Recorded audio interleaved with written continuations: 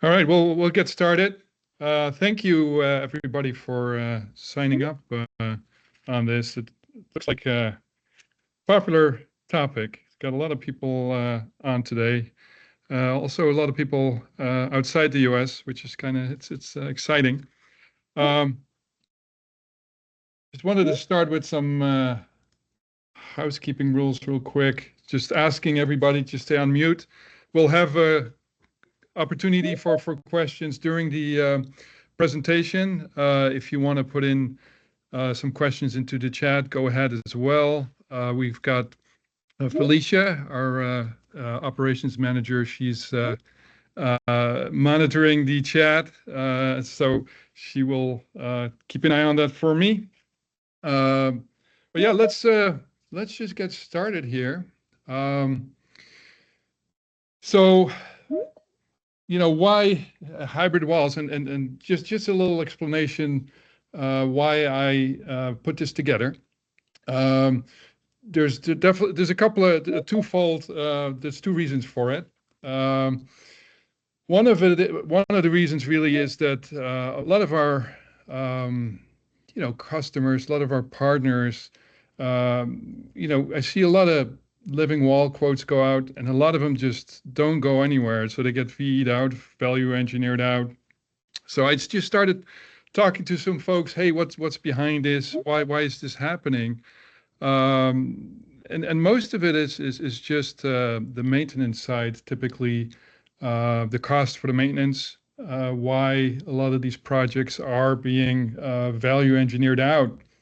Sometimes it's the upfront cost as well, but and then I ask a lot of our partners, it's like, okay, what happened with it, right? Sometimes they go for fake or a preserved product, but I always, find it kind of a shame to just kind of get rid of the living plants as well, because that's really my preference. I think it's a great biophilic product. So it's always, I think, and for interior scapers, it's a recurring revenue as well. So I feel like it's always a good thing to try to at least keep in the living wall, whenever possible. So basically, that's why I kind of put this presentation together, uh, and and it's not only cost cutting typically. I mean, it also can enhance a living wall if you bring in some other really strong biophilic products. Uh, so what is a hybrid wall? I mean, I kind of came up with the term myself. Didn't know exactly what to call it, but I think it fits. Um, it's really bringing in other elements into a living wall. You know, from several reasons. One would be if a customer has a certain budget, especially on the operation side, they just don't have the money for a full living wall, right? So it's having plants all over the wall. So you can, cut back on your plants, which will cut back on the maintenance. Um, it also gives you a lot more design flexibility if you start adding different elements into your wall as well. And there's other, like I said, there's other benefits. Aesthetically, it adds a lot more interest to the wall. Branding is a big deal. I mean, here on the left top, it's a healthcare company that, at first they had a small little branding or logo into that wall, but they wanted to reduce the amount of plants a little bit, so they made it a little bigger. Although branding is popular with living walls, so you all are probably familiar with Amex, American Express lounges. They do the same thing. It's a very powerful biophilic element, right? So it really helps. I think American Express brings it in because it helps people kind of relax, especially when they're traveling. Uh, one other way to bring in another element here on the bottom left, you see where they brought in some wayfinding. monitor, kind of telling people where to go, or just putting in monitors is an easy way. And I'll explain in a little bit how to make that work. It's really a lot easier than a lot of people think. It's not complicated, but you need to know what system works, well, if you want to start adding elements, into your living wall, right? Um, so we'll kind of start going over a little bit, different elements, materials. So this is probably one of my favorites. So this is actually a project I have been involved with myself. This is, oh my goodness, I think it's probably a good 5 years ago. When I still owned my own interior company. It was probably longer than that. So did this just bringing in art or more personal, personal artwork, other personal items of the customer. I think that's a really powerful way to bring in other elements. In this case, this is the office of the CEO of Liberty Media. He's really into plants. He wanted a plant wall into his office, but it really, you know, a full plant wall really didn't work for this application. So he did have this beautiful piece of art he really likes a lot. So we were like, let's implement this into the living wall, right? So I mean, so you have your plants, you got your personal artwork. It's just a perfect combination, right? So this whenever you can kind of bring in some personal touches, I think that's always a great thing. And then just different elements you can just think of bringing in. So wood, it's definitely warms up the place. It's also a biophilic element as well. In the picture here, you can see a living wall I did as well. I think this is over 10 years ago. The customer here first was looking to have a living wall on the entire length of the wall here. They just didn't have the budget for the installation and the maintenance of a full living wall. So we decided, so let's bring in some wood, and I think it's really a beautiful installation. Stone panels, it's the second picture here. You can see it's actually art. It's a little hard to see in this picture, but these are actually stone carvings. They placed alongside the living wall. So metal. So the third picture, it's actually metal plates put into this living wall, and I'll explain a little bit more about this project here in a little bit.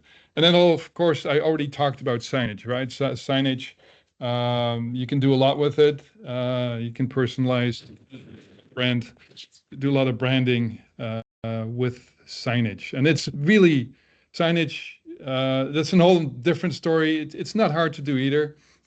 But it's an easy way to bring in some different elements. Yeah, one thing, I mean, I've been talking about cost cutting, but it's not always just cost cutting, right? So I think just bringing in other elements really can enhance the living wall. So I've done a lot of projects where actually bringing in different elements can actually increase costs as well. And I'll show you a good example here in a little bit, but it adds a different dimension, especially if you add water, which is a super powerful biophilic element. I think it adds movement to your living wall. It adds a whole nother, dimension to it. So I think don't just see it as a cost cutting, option. But also see it as, for some customers, it might be a good way to kind of upsell to something a little bit more spectacular. I mean, I love living walls. I love to see them full with plants, but at times I think it's really calls for adding different elements, and we'll definitely go into that here, how you would do something like that, kind of high level. Um, yeah, like water, for instance, right? So water or adding water, I love doing that. I love those projects, but they're definitely not cheap because first of all, you're not, reducing your labor for your maintenance. Yes, you are reducing your plants somewhat, but for instance, here, you have to clean the water feature. You have to clean out the trough below, right? Plants will drop their leaves in there. Clean filters.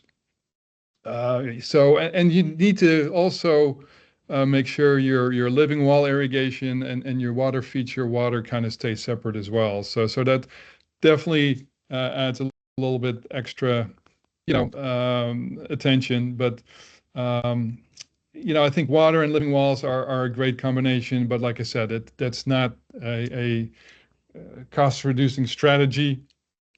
It definitely will add a little bit more maintenance. But like I said, it's this presentation is twofold. One is kind of showing you if a customer does not have the budget, especially for maintenance, how you could reduce that. But then you also run into those customers where you could bring in some other exciting elements to make the living wall even more spectacular, right? Than it really already is. Yeah, cost maintenance advantages. We kind of already went over this, but like I said, reducing plants can reduce your labor. Lighting, of course, so you have to bring in less lights because you just have less dense plants. Um, yeah, so really a quick overview. So initial cost really depends. I mean, depending on what elements you put in the living wall, it could be less or more. So installation cost really depends on what you're doing. Maintenance typically is lower, except if you start adding water, stuff like that, then that cost probably will be even. Design flexibility, right? So your design flexibility is a lot higher because you have a lot more elements you can work with. Um, a traditional living wall, definitely, you just have plants to work with. That's really it. Of course, with plant design flexibility, a hybrid living wall would be somewhat limited over a traditional wall. With a traditional wall, you could really play with designs, making designs with your different plant material. And then water and light, we already talked about that. With hybrid, it's going to be lower and higher with a traditional living wall. So real life example right here. So this is the Vancouver International Airport. Actually, I was involved with this project years ago. So the airport wanted to remove the whole living wall here. Um, and really was cost, right? So maintenance cost was really a big issue for them. Um, some was due to the system itself they had prior, but then and we'll go into what system is really best suited for a approach like this. So the original system was a pre-planted living wall system. So they replaced that with the tray system, which really is the best system to use for integrating elements. But the main reason was just how can we get that maintenance cost down, right? So we really had a maintenance budget that was limited.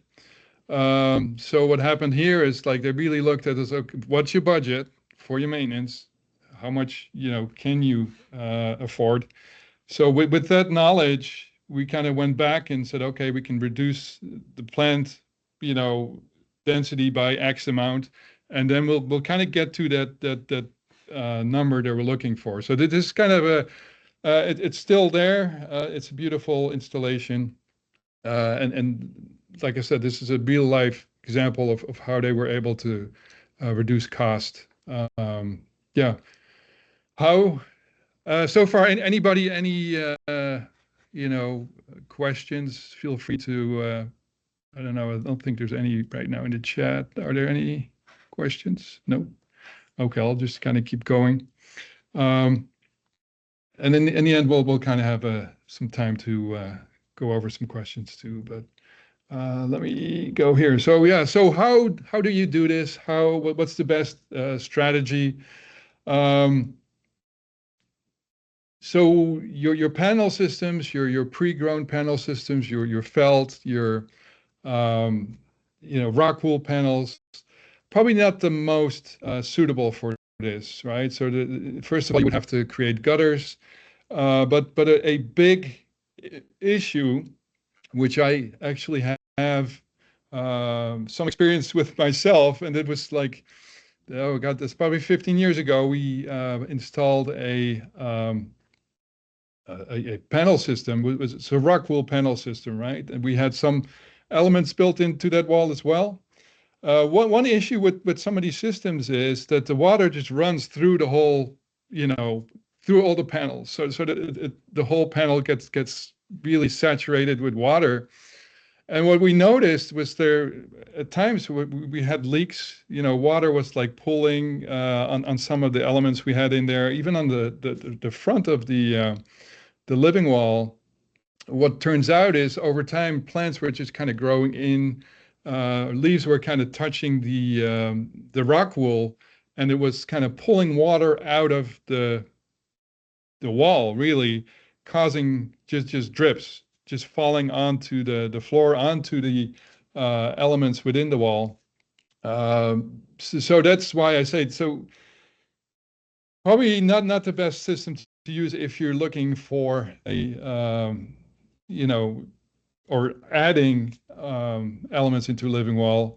Although overall, I think using a tray system is probably preferable for indoor anyways, because you still could have some leaks over time. But one of the reasons I think tray systems are preferable because you have really good water management. You know exactly where your water is. Like here on the top right, you can see the water typically runs from tray to tray. It overflows, and I'll show you here in a little bit how that works. But and in most tray systems, you can add just a drain tube to the bottom, so you can divert that water. You can see the red arrows, divert the water. And in this case would be a panel. You could run your drain line here on the back of the panel. Oops. And then it would be caught by the trays below, right? So that's how that would work. So let me see here. So I'll show you a little bit more up close how that really works. So typically you have a set water level in your tray. So the water rises up, falls down, and then we have these overflow tubes that run the water all the way to the bottom, right, to the bottom of the tray. And that's super important. So you don't have any splashing, no drips or anything like that. So your water kind of rises up and then falls back down. So in this case, there's no way of leaves kind of picking up that water so it can leak onto your floor, your integrated elements, whatever you're looking at. So it's really pretty foolproof system because you know exactly where your water is, you know exactly how much water you have in each tray. With the panel systems, at times you really don't have that control. Even like some of the felt systems over time, you can see, spots in those systems that are starting to dry out a lot more or even die. And that's because of water management. So it's sometimes hard to really, manage water management in some of the, pre-grown, tray systems. All right, so trays are rectangles. So how do you create different shapes with a system like that, right? How do you do that? So here you can see a really beautiful example of a living wall. and we'll kind of dive into that a little bit. You can stair step, right? So you can start creating different shapes with just stair stepping the trays. So you can see that here. It's probably not the most attractive. I mean, this example, you don't see it that good, but I've seen projects where they do this, you stair step and you really can see the trays. And we typically that's not something a customer wants to see. Um, so what do we do? We, in this case, so this project was for Crocs. I actually did help on that installation as well, and I worked with the architect on this project. Um, at first, we were looking at doing the whole thing plants, but then the architect was like, "Well, I want more of an interest, or different shapes in that wall. I want to bring in more of a impact, right?" So, but he said, "How can we do that?" And it's fairly simple. So you can see here kind of the cutout. So we stair stepped everything. So everything is stair stepped behind this wall. So we put a false wall in front of it that just has that cutout. So, I mean, it's really as simple as that. So it's really recessed, but then some of the trays are kind of behind that false wall. A lot of times you would actually leave, like you see a plant here, you would leave that out, of course. But I mean, that's how you can kind of create different organic shapes. Um, a real low cost way of doing this. So this project, the customer wanted these shapes in the living wall. So what we did in this case, we actually, or the customer had a mill worker come in. They put cabinets alongside the wall here. And these are actually doors. So we installed the trays behind the doors, and then the mill worker actually cut out these shapes in the door to kind of create these rectangular kind of triangular shapes. Uh, exactly what the customer was looking for. Another benefit for us was we can just open this up, and it makes it a little easier for maintaining the plants as well. So it's kind of a win-win for everybody here. There were, it's really an easy way of bringing in some interesting shapes into your project. Um, yeah, they're probably a really low cost way of doing it is just using trays, right? So just some planter trays, and then just kind of put those on the wall, create a little pattern however you want. Only you can do this probably with smaller projects, right? Because trays like this have to be watered individually. With like the next gen trays we used in the other projects that you can either automate or just at least have it so you can hook up a water machine to water everything. But for each budget there's a solution. So if a customer says first of all it's too much for us, go back to them and say, hey, how about this option right here? Let's try something else and still get that, effect of the power of plants, right? Get that in interior still. And a lot of times, definitely will make the customer happy that you were able to kind of work with them and come, to a solution that they would actually, really like to have into their space. There's a few other simple ways to do it, of course. Planter prot. This is our biomontage line.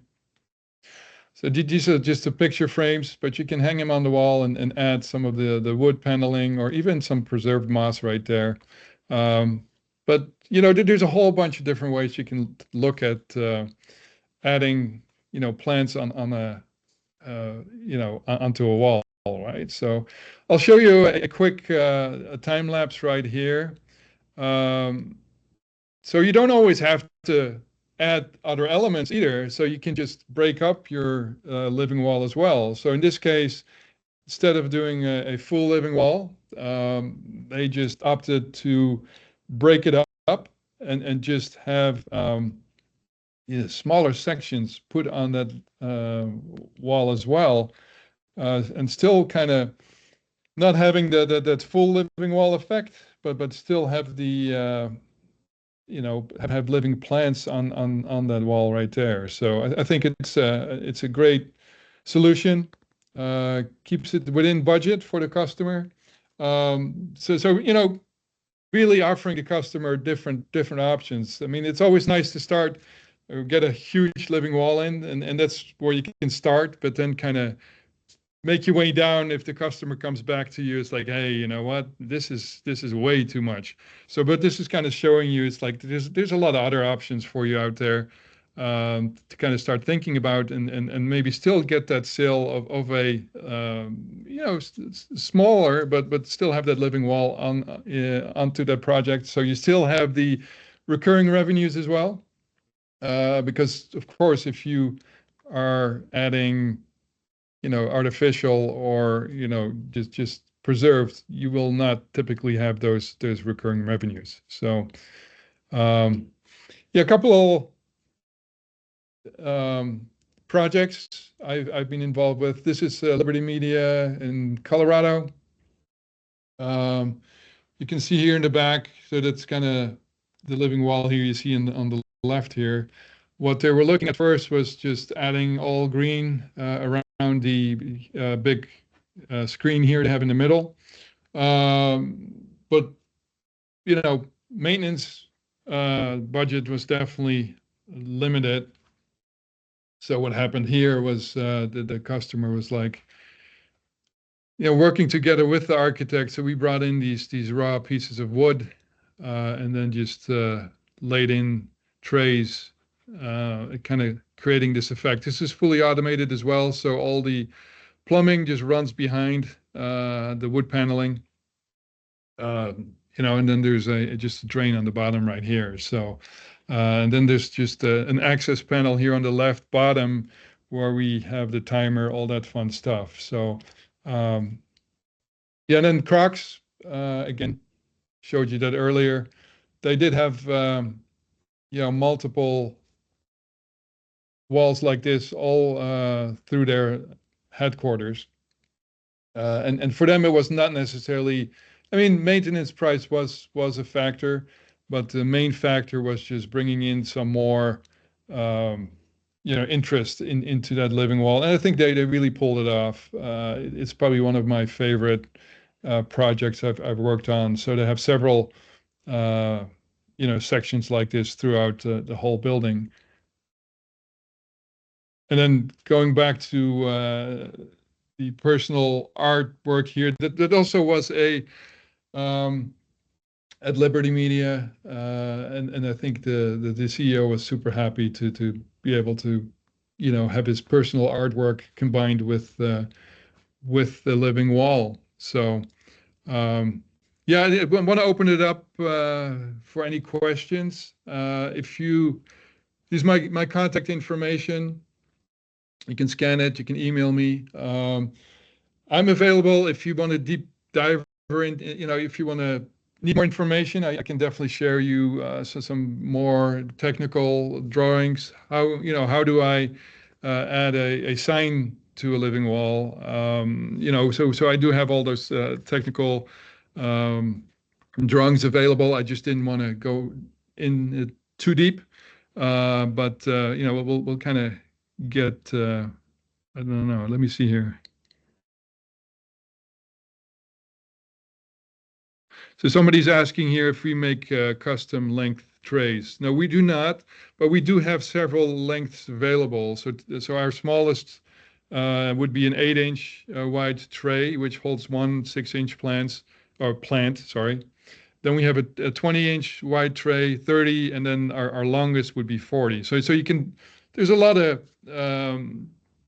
different setups you can do with our tray system, to kind of create a living wall like this. So um, let me see here.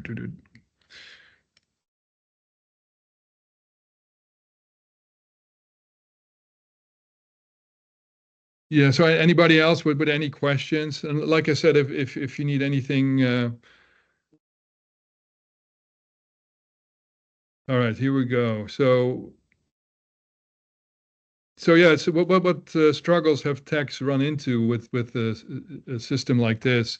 I think with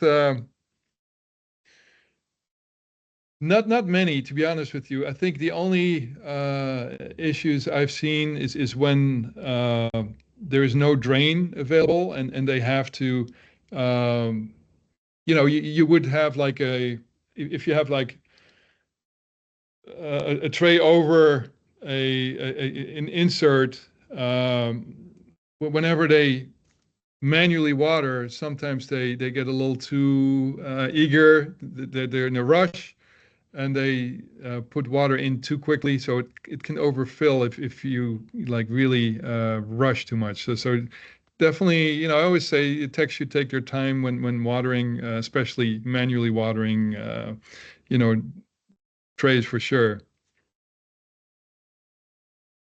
So those plants that were installed in the time lapse were all real plants, by the way, so that they're not faux plants.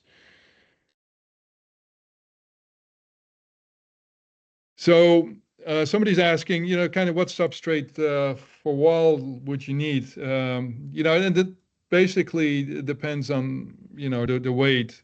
So the living wall system can go on rock wall, just sheetrock. There's no issue. If you're putting on other elements, it really depends on the weight. I think typically our living wall system weighs between, and this is a kind of a range depending on how you set it up, right? But it's between, I would say 10 to 13 pounds per square foot. So any rock wall, sheetrock wall should be able to hold that weight no problem. So that's really not an issue. So you can definitely put it on sheetrock, masonry walls, wood. I do say if you have the choice, and especially if you're at a new construction or remodel, always ask for marine grade plywood, like a 3/4 inch plywood. The reason for that is it's just a lot easier to install, right? So um, our system is really easy to install. You only, you put in the backboards, and then the trays just, kind of uh, really snap into it. But if you think about it, if drywall is a mess, so you have to use drywall anchors. It's not a problem. And then masonry walls is hard to drill into. So if you have the choice, always go with plywood. Just makes your life a little easier. Uh, yeah, what's the replacement rate in trays? It really depends. I think as long as you have the correct amount of supplemental lighting. I mean, I've seen people getting away with as low as 2% replacement rate a year. Sorry. So it really depends. Plant choices. I think most cases when walls fail, at least what I've seen is typically a big portion of it is supplemental lighting. Either not enough, right, or not at all. I think I've seen way too many indoor installations where there's just no supplemental lighting, and I would say 80-90% of times you probably will need it. Um,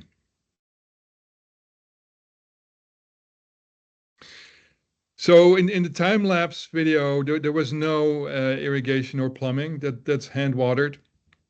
So, with a installation like that, the technician should be aware that they need to take their time and not overfill. Um, I do offer a presentation on maintenance as well, how to water a wall manually.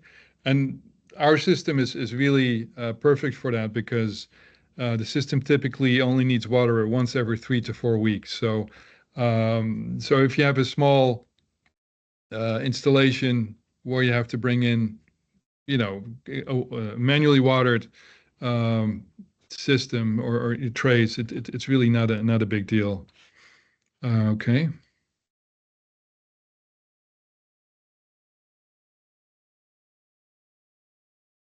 Yeah, so so somebody's asking how early we were brought in on like the Liberty Media project, and that was very early on.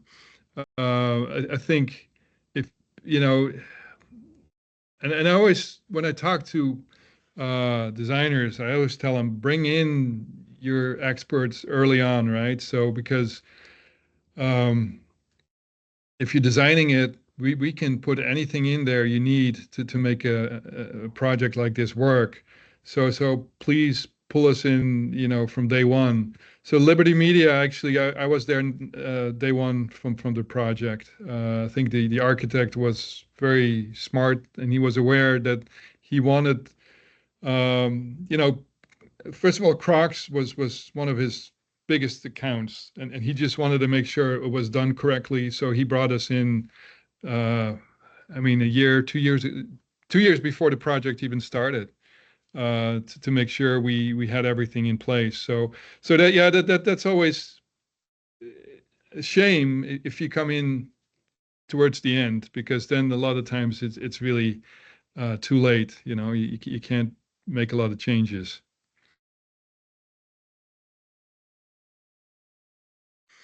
So manually watering can be, and that's a whole nother presentation we can get into. Like I said earlier, we do presentations on maintenance as well, and we'll do those coming up as well. But um, we can set up a irrigation system where you just use a water tank, like a water boy pressurized tank, and you would just hook up your water tank to a hose and water it that way. Of course, that has its limits. You can do that only for certain size walls. I mean, if a wall is over a certain size, then you can't really, uh, make that happen. Um, so on our 4-inch trays, we only have that in the 20-inch wide version. So we do not carry the 4-inch trays in multiple sizes at this time, at least.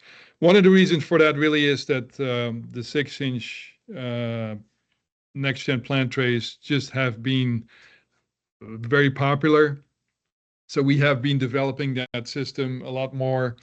And to be honest with you, we do not get a lot of requests for 4-inch. We do have it, but we just don't get many people asking for it. So yeah, logos, any design or any sign company can do that. And typically, if you have a project like this, we would even we can provide you with some shop drawings, technical drawings, like how to do it. We would work with the sign company, how they could attach, with brackets, go into the living wall, where to drill, and just kind of attach it that way. It's really not that hard to do.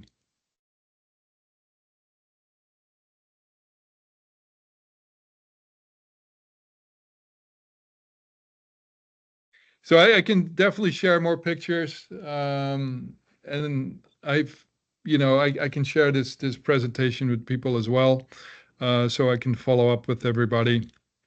Um, yeah, no. If anybody has any questions, you can always reach me. Feel free to email me. You can call me as well. Here to help. And then I was still kind of going through all my pictures I have over the years, so I'll probably run into a couple more, especially on the um, lighting part. I think you were looking for examples with lighting. Um, yeah, so I think that's all the questions. So if there's anybody still, let's see. Yeah, so that's all the questions I see here. I'll hang out a little longer. If there's anybody else that has any questions, feel free to ask. Like I said, I can follow up. I'll send a link with this presentation. It's kind of a high level overview of what you can kind of do. The purpose of the presentation was really to kind of share some ideas, give you some extra tools in your toolbox, right? So if you go to a customer, um, so you can kind of offer them some other options if the first the first quote you did is a no, maybe you can still go back and sell them kind of a downscaled version, but not necessarily any less, right? So um, for all these hybrid walls, like I call them, we can provide shop drawings as well for you. So if you say, hey, I have a customer that really likes this, but they want to insert these panels, we can work with the design team to also produce some shop drawings. So, your team, or if you're using some contractors to install it, they'll know how to do it. Will be easy enough to kind of implement that. So, yeah, I hope you enjoyed this short presentation. And then I definitely will share this. I think one more question here. So, yeah, on the hanging, the hand watering. So typically on the trays, I'll kind of go over it real quick. So if you hand water with the next gen tray system, you typically water the top tray. It will overflow to the bottom, and you stop watering when water kind of gets into the third tray from the bottom, or from the bottom up. Um, you know, it then you stop watering and kind of add or top water the bottom three trays. So the picture frames, they have a reservoir you just fill, and it has a water indicator how much water actually goes into the picture frame. I guess that's what you're asking here, Ryan. Um, but if you have any specific uh, questions that I didn't, address, feel free to send me an email. I'll definitely will respond um, to your email as well. So, but I want to thank everybody for joining me today on this presentation. And like I said, I'm here if there's any questions. If you want to ask me through email, can do that as well. I thank you so much, everybody.